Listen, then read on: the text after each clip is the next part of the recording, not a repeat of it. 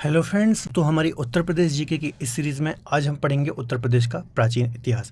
इससे पहले हमने उत्तर प्रदेश का सामान्य परिचय, उत्तर प्रदेश का कंप्लीट भूगोल, उत्तर प्रदेश की राज्य व्यवस्था या फिर पॉलिटी, इसके अलावा उत्तर प्रदेश की अर्थव्यवस्था को डिटेल में स्टडी किया है।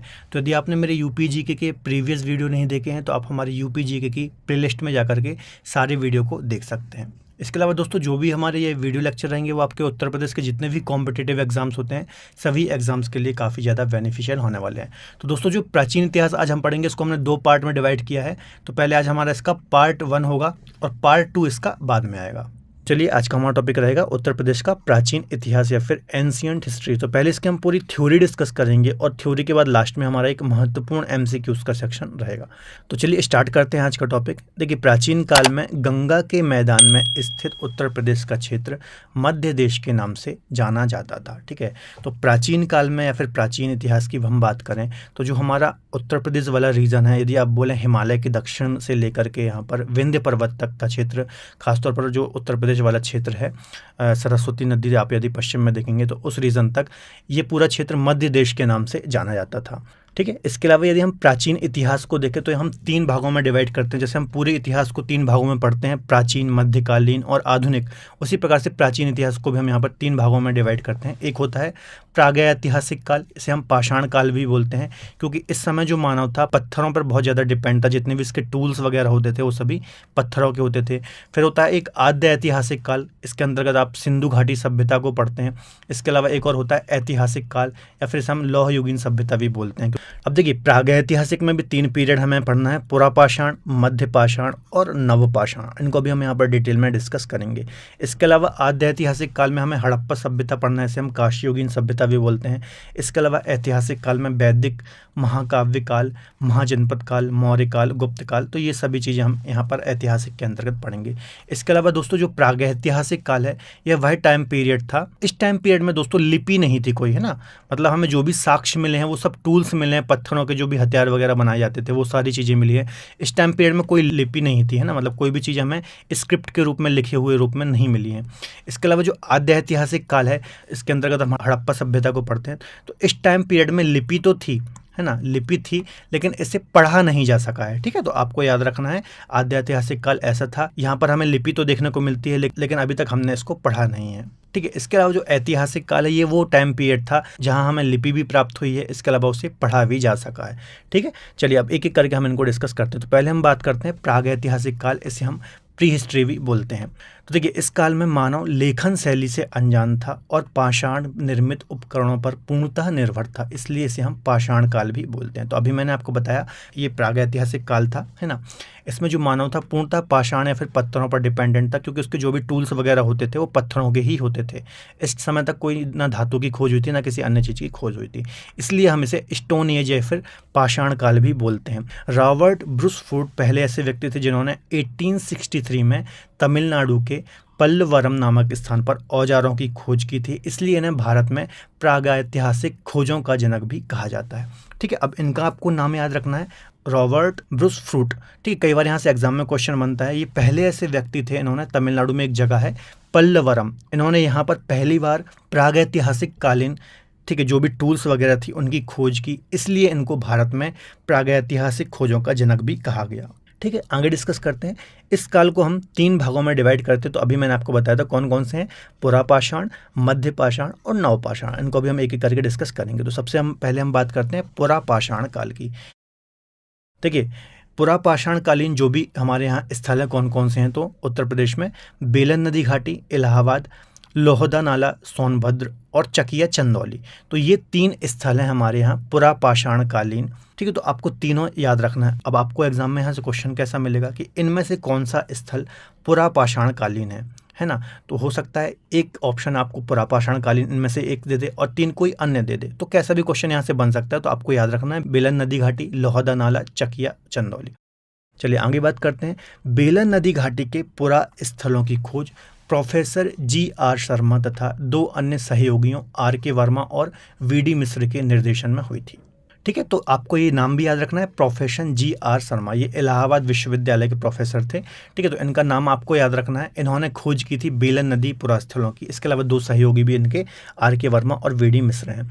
इसके अलावा साक्ष्य क्या क्या मिले हैं इन स्थलों से, तो वो देख लेते हैं। देखिए, चर्ट पत्थर से बने पाषाण उपकरण तथा भेड़ बकरियों की हड्डियों चौपानी मांडों से प्राप्त हुए हैं। ठीक है, देखिए, चर्ट पत्थर से बने पाषाण उपकरण, इसके अलावा जो जानवर होते थे खासतौर पर भेड़ बकरियां, तो इनकी हड्डियों से जो हमें उपकरण प्राप्त हुए हैं, इनकी हड्डियों से बने जो उपकरण प्राप्त हुए हैं वो चौपानी मांडों से प्राप्त हुए हैं। इसके अलावा बेलन नदी घाटी के लोहदा नाला क्षेत्र से पाषाण उपकरण के साथ साथ अस्थि निर्मित मातृ देवी की मूर्ति भी हमें प्राप्त हुई है। तो देखिए, लोहदा नाला से क्या प्राप्त हुआ है, एक तो टूल्स मिले हैं पत्थरों को, इसके अलावा अस्थि निर्मित मातृ देवी की मूर्ति। तो यहाँ से भी कई बार एग्जाम में क्वेश्चन बनता है कि जो अस्थि निर्मित मातृ देवी की मूर्ति है ये हमें कहाँ से प्राप्त हुई है और किस टाइम पीरियड की है, तो आपको याद रखना है पुरापाषाण काल की है। तो देखिए, यहाँ से क्वेश्चन कई बार बनता है कि जो अस्थि निर्मित मातृ देवी की मूर्ति है, ठीक है, ये हमें कहाँ से प्राप्त हुई है और किस टाइम पीरियड की है, तो आपको याद रखना है लोहदा नाला क्षेत्र से मिली है। इसके अलावा पुरापाषाण कालीन ये मूर्ति है।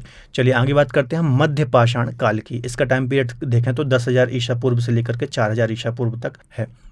ठीक है, इस काल के भी जो हथियार थे वो पत्थर और हड्डियों के ही बने थे, लेकिन पुरापाषाण काल की तुलना में ये बहुत ही छोटे होते थे, इसलिए इसे माइक्रोलिथ अर्थात लघु पाषाण भी कहते हैं। देखिए, अब जब मध्य पाषाण काल आया या फिर हम इसे मेसोलिथिक पीरियड भी बोलते हैं, तो इस समय तक क्या था कि जो टूल्स होते थे मानव के वो थोड़ा छोटे हो गए और थोड़ा शेप में हो गए। इससे पहले जो पुरापाषाण काल था वहाँ पर बेडोल हथियार होते थे, इसके अलावा बड़े बड़े हथियार होते थे पत्थरों के, लेकिन इस टाइम पीरियड तक थोड़ा छोटे छोटे हथियार और प्रॉपर शेप में हथियार बनने लगे थे।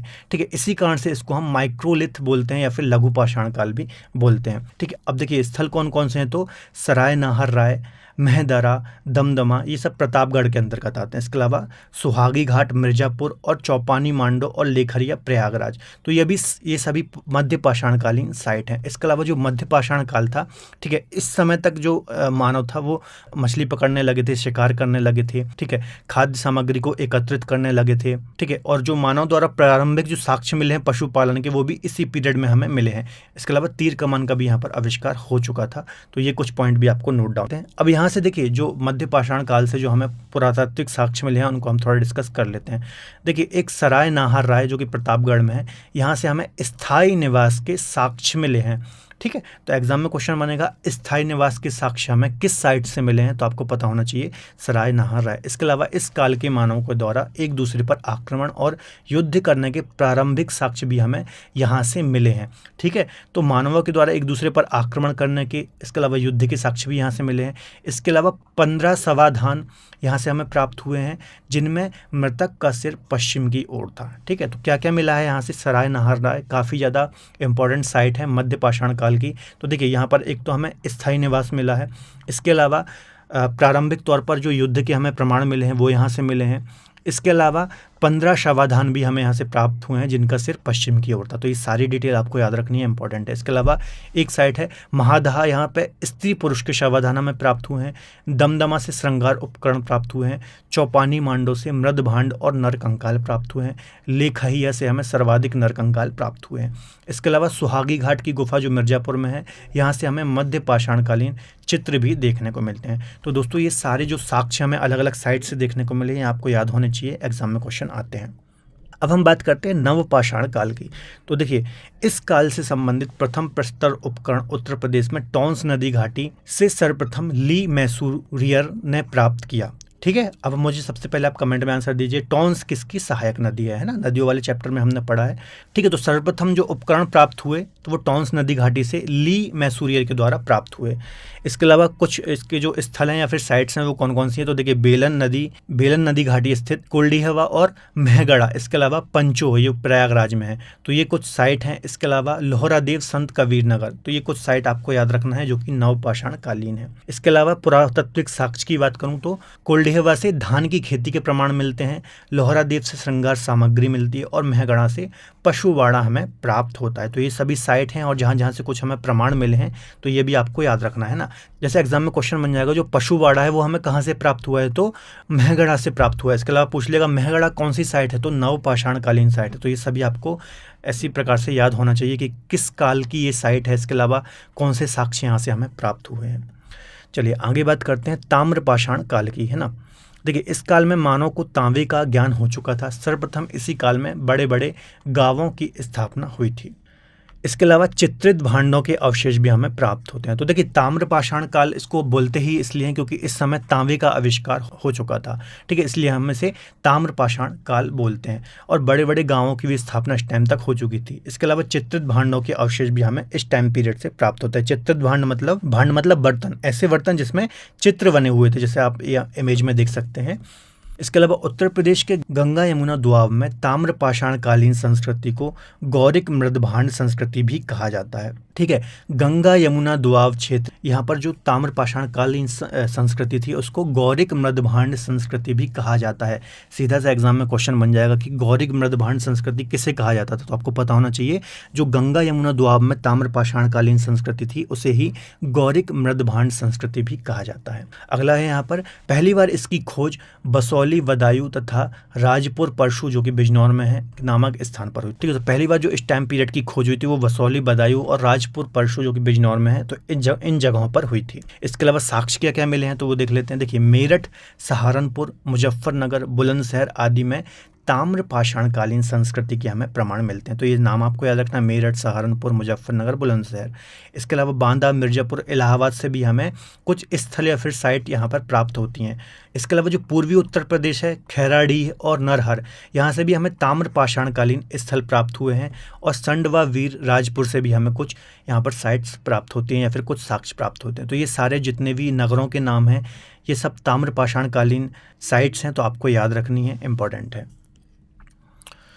चलिए, इस सभ्यता के लोग नगरों की बजाय गांवों में रहते थे और पशुपालन तथा कृषि इनकी अर्थव्यवस्था का मुख्य स्रोत था, ठीक है। तो इस पीरियड में जो लोग रहते थे प्रॉपर गांव में रहते थे और उनकी जो अर्थव्यवस्था का प्रमुख सोर्स था वो क्या था, कृषि, है ना, एग्रीकल्चर और अर्थव्यवस्था, या फिर इसे हम इकोनॉमी बोलेंगे। तो ये पॉइंट भी आपको याद रखना है। इसके अलावा खैराडीह, इस स्थान को भगवान परशुराम की जन्म स्थली भी कहा जाता है, ठीक है। तो एक इंपॉर्टेंट पॉइंट है, आपको याद रखना है, खैराडीह परशुराम की जन्म स्थली है। सीधा सा फैक्ट के रूप में आपको क्वेश्चन पूछ लेगा एग्जाम में, तो आपको याद रखना है। अब हम बात करते हैं आद्य ऐतिहासिक काल या फिर जिसको हम बोलते हैं प्रोटो हिस्टोरिक पीरियड या फिर प्रोटो हिस्ट्री। तो देखिए सबसे पहले मनुष्य ने तांबे का प्रयोग किया, फिर कांसे का किया और फिर लोहे का किया, ठीक है। तो अभी हमने ताम्र एज पढ़ी है ना, तो सबसे पहले एग्जाम में क्वेश्चन बन जाता है कि सबसे पहले या फिर सर्वप्रथम मानव ने किस धातु का प्रयोग किया था, तो तांबे का किया था। और उसके बाद कांसे का, जैसे अभी हम पढ़ते हैं ये काशीयुगीन सभ्यता है, सिंधु घाटी सभ्यता। इसके अलावा फिर लोहे का किया। तो इसी टाइप से आपको याद रखना है, सर्वप्रथम तांबे, फिर कांसे, फिर लोहे का। इस काल के अंतर्गत हड़प्पा सिंधु सभ्यता या कांस्ययुगीन सभ्यता का अध्ययन किया जाता है, ठीक है। हड़प्पा सभ्यता का अध्ययन हम करते हैं आद्य ऐतिहासिक काल में। इसको हम कांस्ययुगीन सभ्यता भी कहते हैं क्योंकि इस पीरियड में लोग कांसे का प्रयोग करते थे। चलिए इसको हम डिस्कस करते हैं। इसका जो टाइम पीरियड है कार्बन डेटिंग के अकॉर्डिंग तो 2350 ईसा पूर्व से लेकर के 1750 ईसा पूर्व तक है, ठीक है। कुछ अलग अलग टाइमिंग भी मिलती है, अलग अलग लोगों ने बताई है, लेकिन कार्बन डेटिंग के अकॉर्डिंग ये सही टाइम पीरियड है, तो आपको याद रखना है, ठीक है। चलिए स्टार्ट करते हैं। इसे हम कांस्ययुगीन सभ्यता के नाम से भी जानते हैं। अभी मैंने बताया इस टाइम के लोग कांसे का प्रयोग करते थे, ठीक है, जिसे हम ब्रॉन्ज भी बोलते हैं, इसलिए इसे हम कांस्ययुगीन सभ्यता भी बोलते हैं, ठीक है। अगला है सिंधु घाटी सभ्यता की खोज 1921 में दयाराम साहनी ने की थी। तो ये तो पॉइंट आपको पता ही होगा, यदि आपने हिस्ट्री पढ़ी तो बार बार बच्चे इसको याद करते हैं, है ना। 1921 में दयाराम साहनी के द्वारा इसकी खोज की गई थी। स्थान कौन सा है, तो प्रदेश में इसके साक्ष्य आलमगीरपुर जो कि मेरठ में है, बड़ा गांव और हुलास सहारनपुर आदि स्थलों से प्राप्त हुए हैं, ठीक है। तो ये साइट्स के नाम आपको याद रखना है, आलमगीरपुर, बड़ा गांव, हुलास, ठीक है। अब हम साक्ष्य की बात कर लेते हैं कि साक्ष्य क्या क्या मिले हैं। तो देखिए आलमगीरपुर मेरठ से क्या क्या मिले हैं। ये हिंडन नदी के किनारे, तो सीधा सा क्वेश्चन आ जाएगा किस नदी के किनारे है। उत्खनन किसने किया, तो यज्ञदत्त शर्मा 1958 में किया था। यहाँ के लोग गाँव में निवास करते थे। इसके अलावा कपास की खेती के भी प्रमाण हमें यहाँ से मिलते हैं। तो ये सारे पॉइंट आपको याद रखना है। सबसे पहले तो यही याद रखना कि जो हड़प्पा कालीन साइट है वो कौन सी है, आलमगीरपुर मेरठ में है। इसके अलावा इसके अंदर से यदि क्वेश्चन पूछा तो हिंडन नदी के किनारे है। इसका उत्खनन किसने किया था, तो यज्ञदत्त शर्मा ने किया था, है ना। यहाँ के लोग जो थे गांव में निवास करते थे और कपास की खेती के भी यहाँ से हमें प्रमाण मिले हैं। एग्जाम में क्वेश्चन बनेगा कि किस सभ्यता से या फिर किस साइड से कपास की खेती के प्रमाण मिले हैं, तो आलमगीरपुर मेरठ से हमें कपास की खेती के प्रमाण मिले हैं। चलिए इसके अलावा कुछ और साइट हैं, तो बड़ा गांव, हुलास, सहारनपुर अभी मैंने आपको बता ही दिया। उत्तर प्रदेश में नई खोजों के अनुसार बुलंदशहर जिले के मानपुरा, मुजफ्फरनगर जनपद के मांडी गांव एवं कैराना क्षेत्र से भी हमें ये कुछ साक्ष्य प्राप्त होते हैं सिंधु घाटी सभ्यता के। तो ये साइड भी याद रखना है, बुलंदशहर, मानपुरा और मुजफ्फरनगर, है ना। नई खोजों के अनुसार यहाँ से भी हमें कुछ साक्ष्य प्राप्त हुए हैं। बागपत जिले के सनौली गांव में तीन नर कंकाल मिले हैं जिनकी लंबाई 5 फुट 4 इंच तथा हाथों में तांबे के कड़े हमें प्राप्त हुए हैं। ठीक है, तो ये पॉइंट भी काफ़ी इंपॉर्टेंट हो जाता है। बागपत जिले के सनौली गांव से 3 नरकंकाल हमें प्राप्त हुए हैं, ठीक है, जिनके हाथ में तांबे के कड़े थे। अब हम बात करते हैं उत्तर प्रदेश की लौह युगीन सभ्यता। देखिए, पहले हमने पढ़ा ताम्रपाषाण काल, जैसे हमने अभी डिस्कस किया कि सबसे पहले तांबे की खोज हुई, है ना। उसके बाद हमने पढ़ा कांस्य युग, हड़प्पा सभ्यता के अंतर्गत। फिर आती है लौह युगीन संस्कृति, तो इसको हम डिस्कस करते हैं। तो उत्तर प्रदेश में लौह युगीन साक्ष्य कहाँ से प्राप्त हुए? तो अहिच्छत्र, हस्तिनापुर, अतरंजी खेड़ा, मथुरा, श्रावस्ती, कामपिल्य आदि यहाँ से हमें बर्तन प्राप्त हुए हैं, जिसमें चित्रित धूसर मृदभांड और गौरिक मृदभांड यहाँ से प्राप्त हुए हैं, ना। मृदभांड मतलब मिट्टी के बर्तन, है ना, जिनमें चित्र बने हुए। तो ये सारी चीज़ें हमें उत्तर प्रदेश की लौह युगीन संस्कृति के अंतर्गत प्राप्त हुए हैं। अतरंजी खेड़ा जो एटा जिले के अंतर्गत आता है, काली नदी के तट पर स्थित है। इसके अलावा यहाँ से हमें धातु शोधन की भट्टी मिली है और गेहूं और जौ के भी हमें यहाँ से साक्ष्य प्राप्त हुए हैं। तो ये साइट आपको याद रखना है, अतरंजी खेड़ा, है ना, कहाँ पर है। तो ये सारी चीज़ें पॉइंट आपको याद रखने हैं। इसके अलावा अब हम बात करते हैं ऐतिहासिक काल या फिर लौह काल की। देखिए, सिंधु घाटी सभ्यता के बाद भारत में एक नवीन सभ्यता का विकास हुआ, जिसे हम वैदिक या फिर आर्य सभ्यता भी बोलते हैं, है ना। आपको पता ही होगा, वैदिक टाइम पीरियड, इनके निवासी को आर्यंस बोला जाता था या फिर आर्य बोला जाता था, और इन्हीं के चलते हमारे देश का जो एक नाम देखने को मिलता है आर्यवर्त, है ना, आर्यों का निवास स्थान, तो यहीं से हमें देखने को मिलता है। अध्ययन के आधार पर ऐतिहासिक काल को भी हम 3 भागों में पढ़ते हैं। एक है वैदिक पीरियड, एक है महाकाव्य काल और एक है महाजनपद काल। तो इनको हम एक एक करके यहाँ पर डिस्कस करेंगे। तो सबसे पहले हम बात करते हैं वैदिक टाइम पीरियड की। इसका टाइम पीरियड कब से कब तक है? तो 1500 ईस्वी से लेकर के 750 ईस्वी। यह सभ्यता आर्यों के द्वारा बनाई गई थी। यह एक ग्रामीण सभ्यता थी। इसके अलावा इनकी भाषा संस्कृत थी। तीनों फैक्ट इंपॉर्टेंट है ना। आर्यंस का जो निवास स्थान था उसको ही हम वैदिक सभ्यता बोलते हैं। इसके अलावा यह सभ्यता कैसी थी? तो ग्रामीण थी, शहरी नहीं थी। एक बात आपको याद रखना है। इसके अलावा इनकी भाषा कौन सी थी? संस्कृत थी। वैदिक सभ्यता को भी हम 2 भागों में बांटते हैं। एक है ऋग्वैदिक काल और एक है उत्तर वैदिक काल। ऋग्वैदिक का टाइम पीरियड कब से कब तक है? तो 1500 से लेकर 1000 ईसा पूर्व, और उत्तर वैदिक का कब से कब तक है? तो 1000 से लेकर के 600 ईसा पूर्व तक। स्रोत हमें कहाँ से मिलता है ये ऋग्वैदिक काल की जानकारी? तो ऋग्वेद संहिता से हमें इसके बारे में जानकारी मिलती है।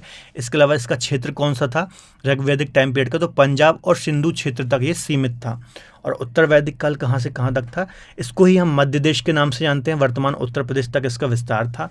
ठीक है, सरस्वती नदी से लेकर के गंगा नदी के दोआब क्षेत्र तक।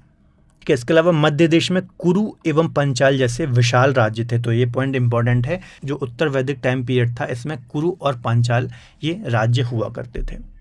चलिए, अब देखिए कुरु की राजधानी क्या थी? तो आसंदीवत इसकी राजधानी थी, है ना। इसके अलावा इसका विस्तार कहाँ कहाँ था? तो मेरठ, दिल्ली और थानेश्वर, इस पूरे रीजन में जो कुरु राज्य था उसका विस्तार था। इसके अलावा अभी जब आगे हम महाजनपद काल पढ़ेंगे तो वहाँ पर जब हम कुरु राज्य देखेंगे तो उसकी कैपिटल इंद्रप्रस्थ हो जाएगी, है ना। तो वहाँ पर कैपिटल चेंज हो जाएगी, तो यहाँ पर आपको कन्फ्यूज़ नहीं होना है। इसके अलावा पांचाल राज्य था, इसकी कैपिटल क्या थी? तो कामपिल्य इसकी कैपिटल थी। इसके अलावा इसका विस्तार बरेली, बदायूं और फर्रुखाबाद रीजन में इसका विस्तार था। तो आपको याद रखना है दोनों राज्य, और यहाँ पर इसकी कैपिटल क्या थी? अभी आगे महाजनपद काल में दोनों की कैपिटल यहाँ पर चेंज हो जाएगी। इसके अलावा उत्तर वैदिक काल में कौशाम्बी नगर में पहली बार पक्की ईंटों का प्रयोग किया गया था। ठीक है, जो उत्तर वैदिक काल था या फिर लेटर वैदिक पीरियड था, इसमें जो कौशाम्बी नगर था यहाँ पर पहली बार पक्की ईंटों का प्रयोग भी किया गया था। चलिए, अब हम बात करते हैं महाकाव्य काल की या फिर एपिक पीरियड की, है ना। ये वह काल था जिसमें हमारे जो 2 महाकाव्य हैं, एक रामायण और एक महाभारत लिखे गए, है ना। तो उनको हम यहाँ पर डिस्कस करेंगे। देखिए, उत्तर वैदिक काल के अंतिम चरण को महाकाव्य काल यहाँ पर कहा जाता है ना। तो देखिए, रामायण है एक और एक महाभारत, तो ये 2 महाकाव्यों की यहाँ पर रचना की गई थी। देखिए, जो रामायण है इसकी रचना किसने की थी? महर्षि वाल्मीकि ने इसकी रचना की थी ब्रह्मवर्त में, जो कि बिठूर कानपुर में गंगा नदी के किनारे स्थित है। ठीक है, तो आपको यह पता ही होगा जो रामायण की रचना थी वो किसने की थी? महर्षि वाल्मीकि ने की थी। और जो रामचरितमानस है, ठीक है, उसकी रचना किसने की है? तुलसीदास जी ने की है। इसके अलावा संस्कृत साहित्य में रामायण को आदि काव्य भी कहा गया है। ठीक है, संस्कृत साहित्य में इसको क्या बोलते हैं? आदि काव्य बोलते हैं। इसके अलावा इसमें कुल 24,000 श्लोक हैं, इसलिए रामायण को चतुर्विंशति संहिता भी कहा जाता है या फिर चतुर्विंशति सहस्त्री संहिता भी कहा जाता है। तो ये पॉइंट आपको याद रखना है। रामायण को क्या कहा जाता है? चतुर्विंशति सहस्त्री संहिता भी इसको कहा जाता है। इसके अलावा संस्कृत साहित्य में से आदि काव्य भी कहा गया है। महाभारत की बात करें तो इसकी रचना किसने की थी? महर्षि वेदव्यास जी ने इसकी रचना की थी। इसके अलावा इसमें जो कथा है हस्तिनापुर के कुरु वंश से संबंधित है और महाभारत का पुराना नाम जय संहिता है। तो ये भी एक इंपॉर्टेंट पॉइंट है, एग्जाम में क्वेश्चन बनता है। जय संहिता किस महाकाव्य का नाम है? तो महाभारत का नाम है। इसके अलावा इसमें 1 लाख से अधिक श्लोक हैं, इसलिए इसे सतसाहस्त्र संहिता भी कहा जाता है ना। सतसाहस्त्र संहिता किसको बोला जाता है? तो महाभारत को बोला जाता है। तो ये सारे पॉइंट आपको याद रखना है, कई बार एग्जाम में क्वेश्चन आ जाता है, सीधा एग्जाम में क्वेश्चन बन जाएगा सतसाहस्त्र संहिता किसे बोलते हैं, तो आपको पता होना चाहिए महाभारत को बोलते हैं। इसके अलावा महाभारत का पुराना नाम क्या था? तो जय संहिता इसका पुराना नाम था। इसकी रचना किसने की थी? तो महर्षि वेदव्यास जी ने इसकी रचना की थी। इसके अलावा रामायण के संबंध में क्वेश्चन आ जाएगा, चतुर्विंशति सहस्त्री संहिता किसे बोलते हैं? तो रामायण को बोलते हैं, है ना। संस्कृत साहित्य में आदि काव्य किसे कहा गया है? तो रामायण को कहा गया है। इसकी रचना किसने की? तो महर्षि वाल्मीकि ने की। ठीक है, तो ये कहीं से भी एग्जाम में क्वेश्चन बन जाते हैं। कई बार हम इन छोटे छोटे पॉइंट्स को ध्यान नहीं देते, लेकिन एग्जाम में क्वेश्चन बन जाते हैं और हमें वहाँ पर और क्वेश्चन हमारा वहाँ पर गलत हो जाता है। तो ये सारे पॉइंट आपको ध्यान में रखना है। चलिए अब हम बात करते हैं महाजनपद काल की या फिर महाजनपद पीरियड की। तो देखिए, बौद्ध ग्रंथ अंगुत्तर निकाय से ज्ञात होता है कि 6वीं शताब्दी ईसा पूर्व में भारत पूरे 16 महाजनपदों में विभाजित हो गया था। इसके अलावा देखिए अंगुत्तर निकाय से तो मिलती है, इसके अलावा और भी कुछ बौद्ध साहित्य ग्रंथ हैं, जैसे महावस्तु है, सुक्त पिटक है, विनय पिटक है। इसके अलावा कुछ जैन साहित्य भी हैं, जैसे भगवती सूत्र हो गया। इनसे भी हमें 16 महाजनपदों की जानकारी मिलती है। तो ये सारी चीज़ें आपको याद रखनी है। उत्तर भारत में इन 16 महाजनपदों में 8 जनपद वर्तमान में उत्तर प्रदेश क्षेत्र में अवस्थित है। ठीक है, तो 16 में से 8 महाजनपदों का संबंध उत्तर प्रदेश से भी रहा है, तो काफ़ी इंपॉर्टेंट हो जाता है हमारे उत्तर प्रदेश की दृष्टि से। तो हम एक एक करके सारे डिस्कस करते हैं। देखिए, पहला है पांचाल, यह भी हमने डिस्कस किया था वहाँ पर, है ना। तो देखिए इसकी कैपिटल क्या है? तो अहिछत्र और काम्पिल्य इसकी कैपिटल थी। विस्तार की बात करें तो बरेली, बदायूं, फर्रुखाबाद के आसपास वाले रीजन में ये फैला हुआ था महाजनपद। इसके अलावा दूसरा है कुरु, इसकी कैपिटल क्या थी? इंद्रप्रस्थ, है ना, वर्तमान में दिल्ली वाला रीजन है जो। तो मेरठ, दिल्ली, थानेश्वर के आसपास रीजन में ये वाला महाजनपद फैला हुआ था। इसके अलावा एक है वत्स, तो कौशाम्बी इसकी कैपिटल थी, वर्तमान प्रयागराज। इसके अलावा प्रयागराज के आसपास इसका विस्तार था। अगला है शूरसेन, तो मथुरा में इसकी राजधानी थी। इसके अलावा मथुरा के आसपास का रीजन इस महाजनपद के अंतर्गत आता था। अगला है कौशल, इसकी कैपिटल साकेत, अयोध्या या फिर और श्रावस्ती थी। अवध के आसपास वाला जो रीजन है वो इस महाजनपद के अंतर्गत आता था। अगला है मल्ल, तो मल्ल इसकी कैपिटल क्या थी? कुशीनगर इसकी कैपिटल थी। इसके अलावा कुशीनगर देवरिया के आसपास वाला रीजन इसके अंतर्गत आता है। अगला है काशी, तो वाराणसी वाला, तो वाराणसी इसकी कैपिटल थी। इसके अलावा वाराणसी के आसपास का क्षेत्र इसके अंतर्गत आता है। और लास्ट है चेदी, तो शक्तिमती इसकी कैपिटल थी। बांदा के आसपास का रीजन इसके अंतर्गत आता है। तो ये दोस्तों 16 में से जो 8 महाजनपद हैं इनका संबंध उत्तर प्रदेश है। तो आपको सारे महाजनपद, इसकी कैपिटल, इसके अलावा किस किस रीजन में इनका विस्तार था आपको याद रखने हैं, क्योंकि एग्जाम में यहाँ से क्वेश्चन बन सकते हैं। ठीक है, देखिए ये सारे मैप में मैंने आपको बताए हैं जिस जिस रीजन में यहाँ पर इनका विस्तार था। मैप में भी आप इन रीजन को देख सकते हैं। चलिए इसके आगे दोस्तों हम अगले वीडियो लेक्चर में पढ़ेंगे, पार्ट 2 इसका आएगा, है ना, जिसमें हम बौद्ध धर्म, जैन धर्म, फिर आगे हम मगध साम्राज्य से बाकी चीज़ें पढ़ेंगे। तो चलिए अभी हमने जितना पढ़ा है इससे रिलेटेड कुछ क्वेश्चन हम यहाँ पर डिस्कस कर लेते हैं। तो पहला क्वेश्चन है, गाजियाबाद जनपद में आलमगीरपुर से प्राप्त पुरातात्विक सामग्री निम्न में से किसे प्रतिबिंबित करती है? तो इसका आंसर हो जाएगा हड़प्पा संस्कृति। ठीक है, देखिए जो आलमगीर से हमें जो भी पुरातात्विक सामग्री प्राप्त हुई है ये हड़प्पा सभ्यता से या फिर हड़प्पा संस्कृति से रिलेटेड है। ठीक है, इसके अलावा गाजियाबाद जनपद के आलमगीरपुर एक साइट ये हो गई। इसके अलावा बड़ा गांव, हुलास, ये कुछ अन्य साइट थी हड़प्पा कालीन सभ्यता की। इसके अलावा हड़प्पा कालीन सभ्यता को हम काशयुगीन सभ्यता भी बोलते हैं। अगला क्वेश्चन है, पुरा पाषाणकालीन स्थल बेलन नदी घाटी का साक्ष्य उत्तर प्रदेश के किस जनपद से हमें मिला है? तो इसका आंसर हो जाएगा ए, इलाहाबाद से हमें बेलन नदी घाटी के यहाँ पर साक्ष्य मिले हैं। ठीक है, इलाहाबाद बेलन नदी घाटी के अलावा लोहदनाला, सोनभद्र, इसके अलावा चकिया, चंदौली, ये कुछ अन्य साइड भी हैं पुरा पाषाणकालीन। ठीक है, तो ये सारी चीज़ें मैंने आपको बताई थी। अगला क्वेश्चन है, उत्तर प्रदेश के किस नवपाषाणिक स्थल से हमें धान की खेती के साक्ष्य मिले हैं, है ना? तो इसका आंसर हो जाएगा बी, कोल्डीहवा से हमें धान की खेती के साक्ष्य मिले हैं जो कि नवपाषाणकालीन है। ठीक है, इसके अलावा एक और साइट थी लोहारदेव, यहाँ से हमें श्रृंगार सामग्री देखने को मिली है। चलिए अगला क्वेश्चन है, मध्य पाषाणकालीन स्थल सराय नाहर राय प्रदेश के किस जनपद पर स्थित है? तो जो मध्य पाषाणकालीन स्थल है सराय नाहर राय, ये कहाँ पर है? तो प्रतापगढ़ में स्थित है। इसके अलावा और कौन कौन से साइट थी? महदहा, इसके अलावा दमदमा, ये कुछ अन्य मध्य पाषाणकालीन साइट थी। अगला क्वेश्चन है, उत्तर प्रदेश में ताम्र पाषाणिक सभ्यता का साक्ष्य हमें किस स्थान से प्राप्त हुआ है? तो इसका आंसर हो जाएगा डी, सहारनपुर से हमें ताम्र पाषाणकालीन सभ्यता के साक्ष्य देखने को मिले हैं। इसके अलावा और कौन कौन सी जगह थी? तो मेरठ, मुजफ्फरनगर से भी हमें ताम्र पाषाणकालीन साक्ष्य देखने को मिले हैं। अगला क्वेश्चन है, उत्तर प्रदेश के किस पुरा पाषाणकालीन स्थल से अस्थि निर्मित मातृ देवी की मूर्ति हमें प्राप्त हुई है? तो ये पॉइंट भी मैंने आपको डिस्कस कराया था। इसका आंसर हो जाएगा ए, लोहदा नाला क्षेत्र से हमें अस्थि निर्मित मातृ देवी की मूर्ति प्राप्त हुई है ना, जो कि बेलन नदी घाटी के अंतर्गत आता है। चलिए अगला क्वेश्चन है, बेलन नदी घाटी की खुदाई किसके निर्देशन में की गई थी या फिर हुई थी? तो इसका आंसर हो जाएगा सी, प्रोफेसर जी.आर. शर्मा के निर्देशन में की गई थी बेलन नदी घाटी की खुदाई। ये इलाहाबाद विश्वविद्यालय के प्रोफेसर थे। अगला क्वेश्चन है, सिंधु घाटी सभ्यता का सबसे पूर्वी स्थल आलमगीरपुर कहाँ पर स्थित है? तो इसका आंसर हो जाएगा ए, मेरठ में स्थित है आलमगीरपुर। इसके अलावा और कुछ साइट थी जैसे बड़ा गांव, हुलास, ये सहारनपुर के अंतर्गत आते हैं, जो कि सिंधु घाटी सभ्यता की साइट है।